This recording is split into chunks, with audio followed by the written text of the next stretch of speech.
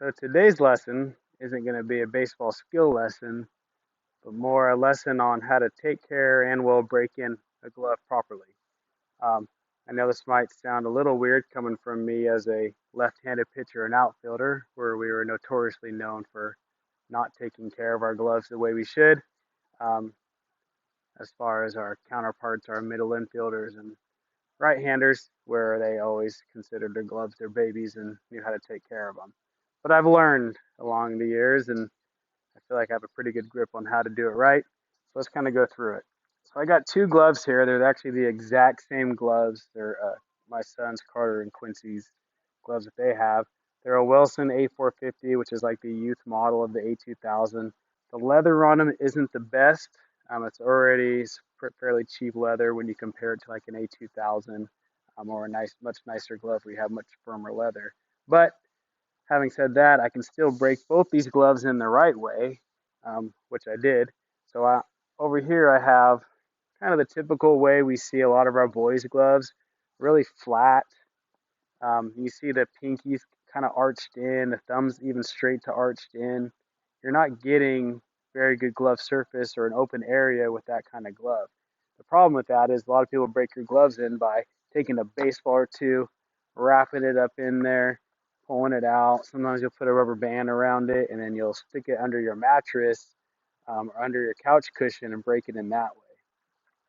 Problem with that is it creates a closed um, a closed glove, again with those arching, when we close it, we're not getting very much room to actually catch a baseball. Um, as we've kind of talked to the boys, we don't so much, especially infielders, we don't so much catch baseballs as we deflect them. But for instance, even when fielding ground balls, you still want to have a much wider area to field the ball. We're not having that with the glove broken in like this. So here would be the wrong way to do it.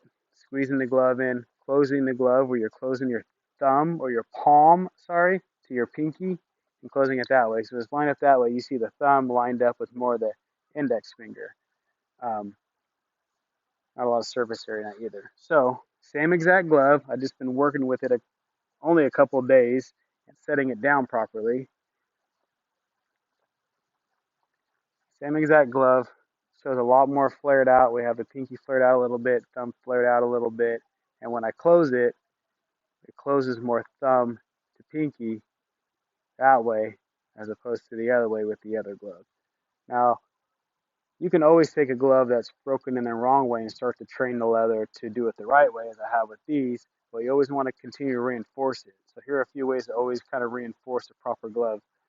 When you're sitting there, just work on flaring out the thumb and the pinky a little bit. At the baseball school, I see a lot of the younger kids, their thumb is flared. It's pretty exaggerated, but it's flared way out that way. Pinky's way out that way, and they got this huge width.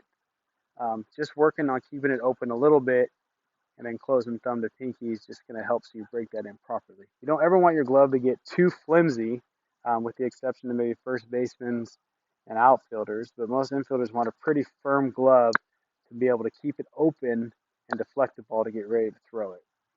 So working your glove that way, you can even kind of pinch it down this way a little bit's fine. But when you do that, you're just going to round the pinky a little bit. So always kind of work on flaring it out. Then when you set your glove down, whether it's just on the kitchen counter, back in your baseball bag, especially at practice when we talk about it, is setting it down, thumb and pinky out, and just leaving it like that. As opposed to this glove where we just throw our glove on the ground and it's already folded up, gravity's just going to close it up that way. Um, and then you're going to have a glove that's, if you try to form it, it's going to lose its form, where here it's trying to keep its form. So I'm going to show you with a tape measure how breaking in the glove the right way can really help create a bigger surface area for catching balls. So let's take this glove. I'm going to put it on. I'm going to open my hand out as far as I can. I'm going to measure how wide the outside of the thumb is to that white line on the pinky. So we're at 5.75, almost 6 inches distance across as far as an opening to catch the ball. Now, same exact glove, same size, same model, bought on the same day and everything. Just work on flaring it out a little bit.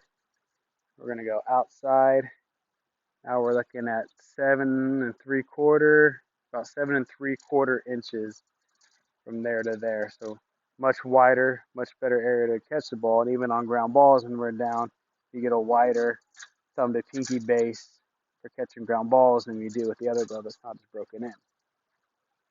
So when we're